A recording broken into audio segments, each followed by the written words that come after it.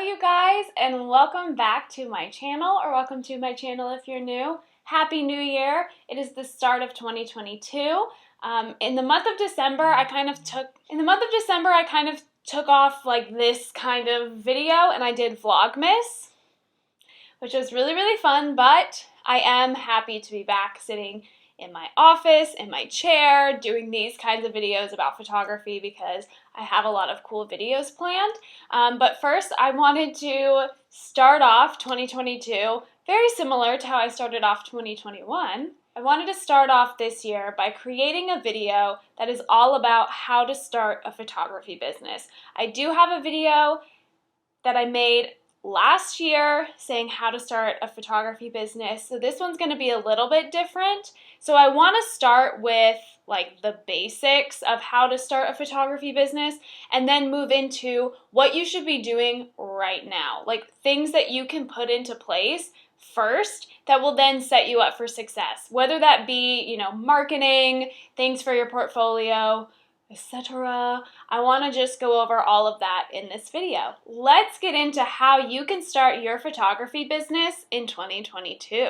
So first things first, we're going to start over like the absolute basics of how to start a photography business. So first you need to establish what kind of photography do you want to do.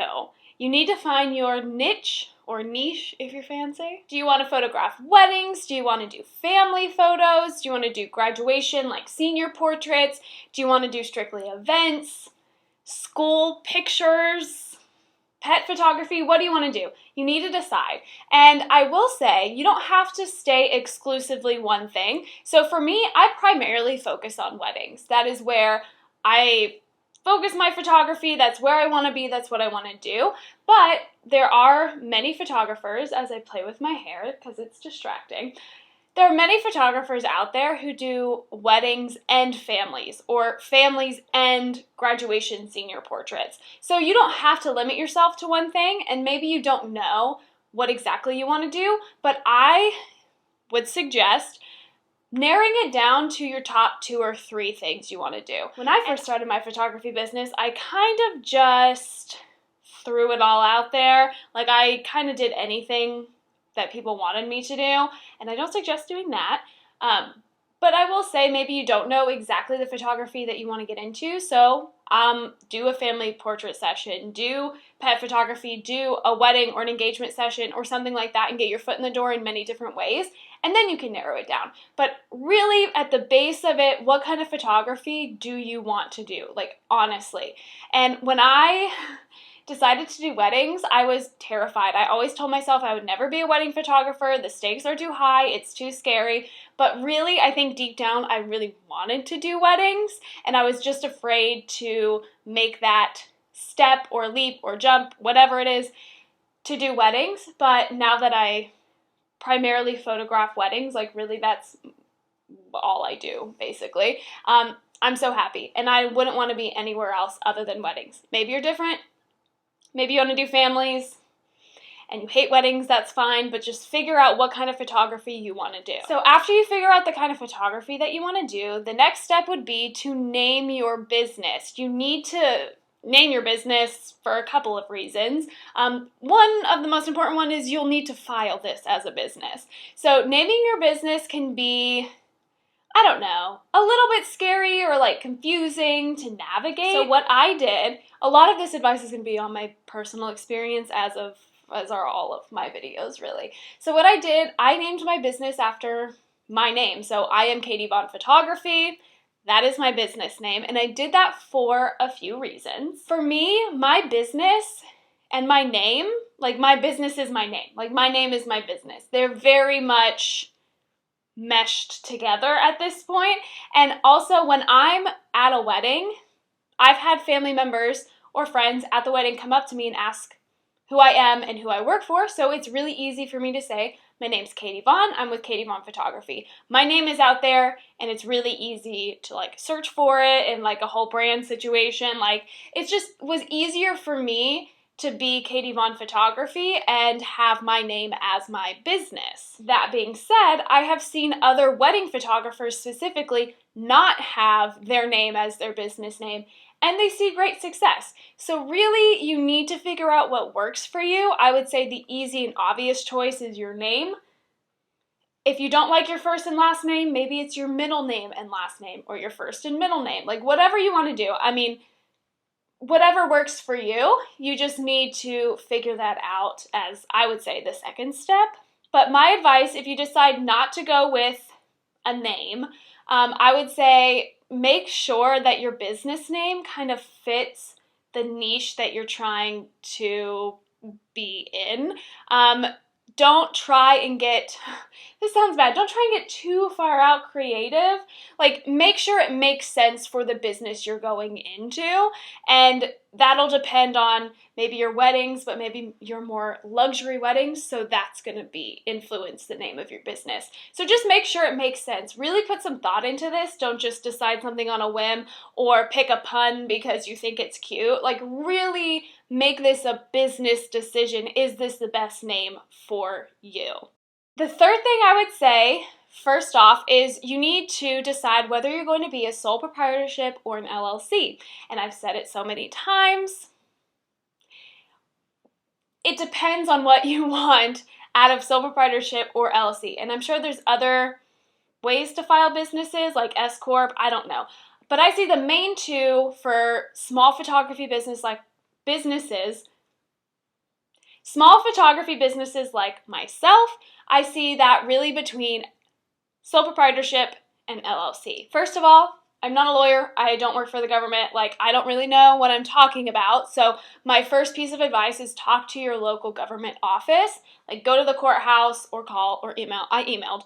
And really talk to them about the differences between the two. Like, when I went to file my business, they sent me a ton of information on what it all means, how the fees based on your state. So I would talk to your local government first of all, as well as doing your own research on this. The biggest difference that I have personally seen with doing, my own research with my local government here in North Carolina and just research online, the biggest difference I see between sole proprietorship and LLC is personal assets. So as a sole proprietor, your personal assets are not protected. And as an LLC, they are. So for example, if someone sues you, hopefully that never happens. If somebody sues you and you're an LLC, they can't come after, let's say, your house or your car or your personal assets. They can only go after your business assets. I see this as a huge plus. Hopefully you're never in this position, but a lot of the time with sole proprietorship, your personal assets could be on the line. So that is just something to take into consideration when you're deciding which one you'd like to choose. The last thing to make your business official is to actually file it with your local government. So, like I said in the previous step, you need to talk to your local government office because every state is different. So yes, you can file your business, maybe it's the same process federally, but within your local state, doing business in your state, it might be different. So just talk to them to make sure you have the right forms and fees all sorted out. So the rules here in North Carolina will probably be different than, let's say, California, like literally on the other side of the country. Our local governments doing business in California and North Carolina will probably be different. So I would just talk to them and make sure that you have everything that you need to be a legitimate business. And honestly, congratulations, like, you're a business now. You did all of these steps. Good job. We're all for it. You've decided to take that leap of faith. I want to say leap, step, and jump, but that's not a saying, Katie. You've taken the step to become a photographer, and now you did all of the legal jargon, you did all the things. Now what do? I'm going to give you 3 things that you should start doing right now. After you decide your photography business, your name, you're filed, you're good, what do? I'm going to give you three more steps on what to do as soon as possible. Okay, the first thing that you should do is to start building, wow, that was not real words. The first thing that you need to do is start building your portfolio. And maybe at this point you have some pictures and some sessions, maybe some free ones you've done under your belt, but I still think it's important to really focus on building your portfolio as a first step in your business. So I did a whole video. If you're wanting to be a wedding photographer, I did a whole video on how to build your wedding portfolio. Even if you've never shot a wedding before, I will make sure to link that down below. I cannot speak today. Goodness. Okay, I will make sure to link that down below so you can start doing things now, even if you've never done a wedding, to start building your portfolio and have some practice and experience under your belt. So when I first started, I asked my friends, my family, to just take free set pictures of them. Ask your friends and family to take pictures of them, get some sessions under your belt, whether that be families, engagement, just portraits of people. Maybe you do pictures of kids, like of babies, whatever you want to do. Start getting some pictures under your belt, and you'll also then gain more experience in being an actual photographer. So not only will you have images for your portfolio, but now you're going to get more practice in with your friends and family, etc. You'll then start creating like your style of photography and your style of editing with more practice. So the more sessions that you can get at the beginning, I would argue the better, just so you get more practice in the end. You can get creative. So some things that I have done, I've taken my wedding rings, or you can buy some on Amazon, like cheap fake wedding rings. I've taken bouquets that I bought at the store, and I practice my detail shots. So yes, I'm getting more images that I can post on social media that I can use on my website, but I'm also getting practice in staging rings on flowers, and you just create your style and you practice. So the more practice you can get alongside building your portfolio, I believe, the better. So just get out there and start taking pictures. The next thing I will say that you should do right now is create your website. Yes, that requires you to have photos, which is why I put starting your portfolio first, But I would just go ahead and buy your domain at the very least, because whatever you filed your name as, so I've filed Katie Vaughn Photography, I bought the domain katievaughnphotography.com, katievaughn.com. Whatever variations you would like to purchase, buy that domain as soon as possible, even if you don't have images for a website yet, because somebody could come in and buy it. That's really what it is. You want to make sure that you get your name and the URLs that you want. Not URLs, domain. You get what I'm saying. Have your domain and you're actually creating your website, there are so many great options and tools out there to create beautiful websites, and you don't even have to be a web developer. It's like drag and drop, already templates, amazing options. And I think Pixieset and Squarespace are really great options to start with. I would say Pixieset is a very, very great place to start with, especially as a beginner, because you have your photo delivering software, your website, and now they do invoices, and I believe contracts, maybe not contracts, but I know they do invoices. I need to do another deep dive video on Pixieset because they've changed a lot of things since my last one, but they're really great options if you're not a web developer. You just plug and play, you drag and drop, and you fill in a template that's already there. I've done a couple deep dive reviews on Pixieset and Squarespace, comparing them to each other. I'll make sure to link those down below as well.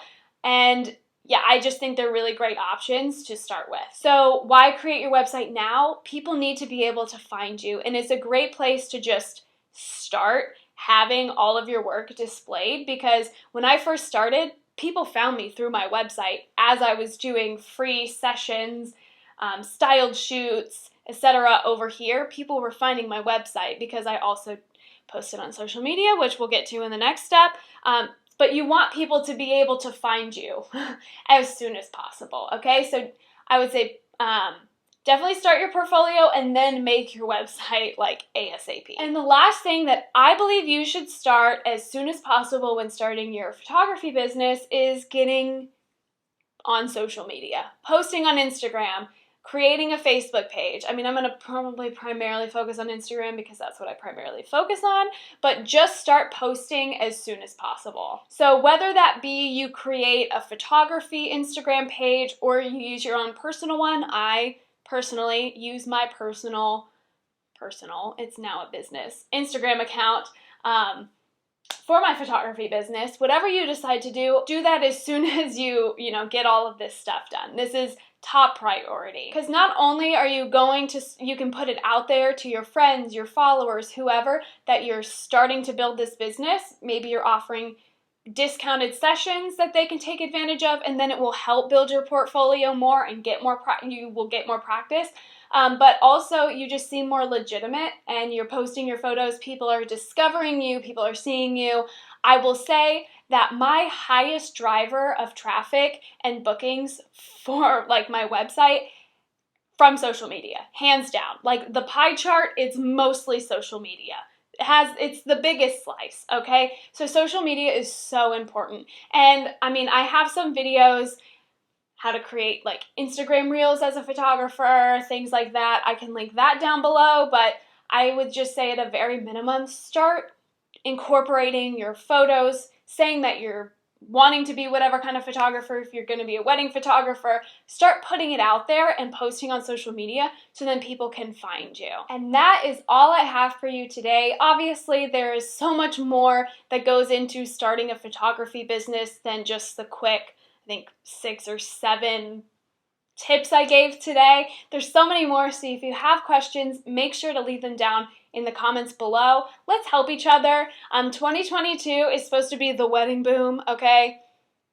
We'll see. But I firmly believe that there's no better time to start than right now. I let fear get in the way of starting my photography business for a really long time. And so if I can encourage you to start today, please do. Like whatever you want to do, photography, any kind of art. I know it's a lot to put yourself out there and make it official and decide to start, but I will say I 100% wish I would have started earlier. I wish I would have started a year or 2 before I actually did. Because imagine how much further along you could be. So don't put this off if this is something that you're really wanting to do. Let 2022 be your year. Be the year that you start your photography business. I hope you found this video helpful. If you did, please give it a thumbs up. Make sure you subscribe to the channel, and I'll see you next time. Bye!